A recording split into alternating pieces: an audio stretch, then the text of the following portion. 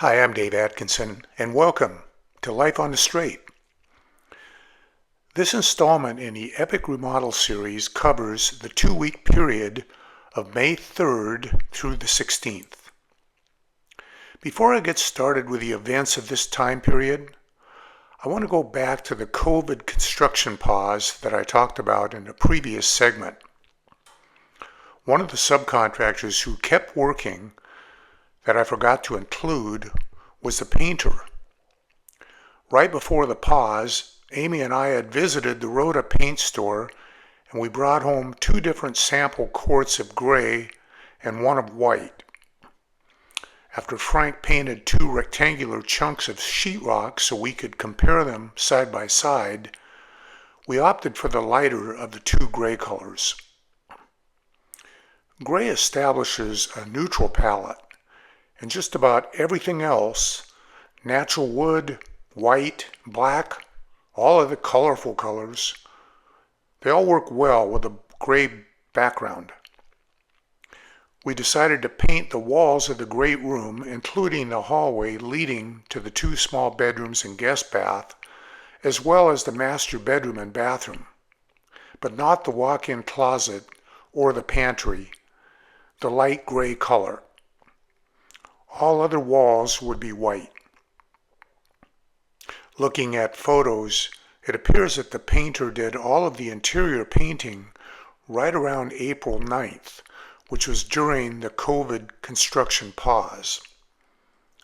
I also forgot to mention a few purchases that Amy and I made on May 2nd. We ordered a hanging light fixture that would go above the dining room table, along with a curved shower curtain rod and curtain rings for the guest bath.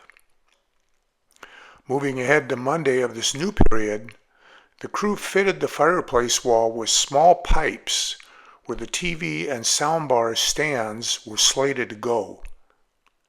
Frank had fetched both of the stands and created a plywood template where the bolts would need to attach to the wall, and using that, he installed several pipes into the fireplace's rock wall to make room for the bolts to pass through and secure to the blocking wood that had been installed earlier. Then they mounted both stands to the wall. Also on Monday, the subcontractors who installed the wheelchair lift returned. They established a video link with the state inspector, and with my assistance in my wheelchair, we went through a series of movements to demonstrate that it worked as promised. The contractors also loaded it up with weights to prove to the inspector that it was capable of meeting its maximum weight specification. The lift passed the inspection and could now be used. The big thing that happened on Monday was the beginning of the hardwood flooring installation. The subcontractors first installed some hardwood threshold strips right up next to all 4 of the sliders. Then they began installing the flooring in the 2 small bedrooms. In addition to those areas, hardwood flooring would also be installed in most of the great room and in the master bedroom. By Monday's end, one of the small bedrooms was complete and the other was mostly done. On Tuesday, advanced door systems came to remove the old garage door and opener and install the new replacements. Everything was new, including the tracks. The installer had the door in by the end of the day, but not the opener. Our big floor tile order also showed up on Tuesday and was staged in the garage next to the lift. And that new lift would reduce backaches as the boxes were heavy, and having a lift to carry them up a half flight of stairs would be a godsend. On Wednesday, the garage door opener was installed. Meanwhile, Frank's crew was busy in the backyard where the new deck was taking shape. The holes had all been dug, and wood forms were installed in each hole to contain the concrete. They had also been working on constructing the stud walls for the new skirting that was going below the sunroom deck. They had been working on the deck support posts, and I noticed at the end of Thursday that one had since been removed. I want to use this time to explain something about the sunroom area. Before the crew began shoring up the support structure, Frank was inside taking measurements using his old school water level. The sunroom, along with its supporting deck, wasn't exactly up to Frank's standards of precision. It wasn't plumb, level, or square. While he and his crew could certainly make it much better, it might be a case where the cure was worse than a disease. Over the years, the sunroom structure, specifically the glass panes and caulking, had all settled in, and there were no leaks at all when it rained.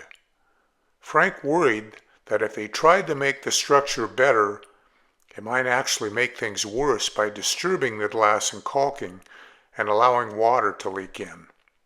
Therefore, Frank made notes of his measurements, and when the crew began installing new supports and replacing old ones, their goal would be to freeze all of the dimensions as they currently were.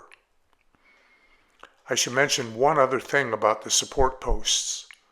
Some ended in saddle brackets that were part of the concrete pyramid blocks, but others differed in that the blocks had cast-in square holes that were a few inches deep, and the posts would simply sit in those holes. And those were problematic in that moisture could seep into those holes and rot away the ends of the posts, which is what happened. The crew replaced all of those types of pyramid blocks.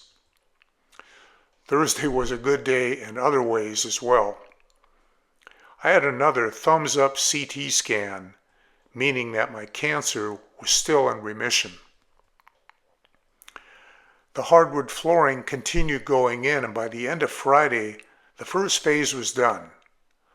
The subcontractor treated several rectangular areas with various stain colors for us to choose from. We decided to go with a warm color from Watco called Fruitwood. Out and back, the crew installed rebar in all of the rectangular footing frames. Next week, the concrete truck arrived and filled in the rear deck forms, while inside, the flooring subcontractors applied our selected fruitwood stain. By the end of Wednesday, the crew had installed the soffit below the sunroom deck to hold the insulation in place and keep rodents out. They also installed the ledger boards for the back deck. Frank installed a small door for access to the crawl space below the laundry room area. By the end of Friday, the sonotubes had arrived and had individually been cut to within 1/32 of an inch. They were staged in the garage for now.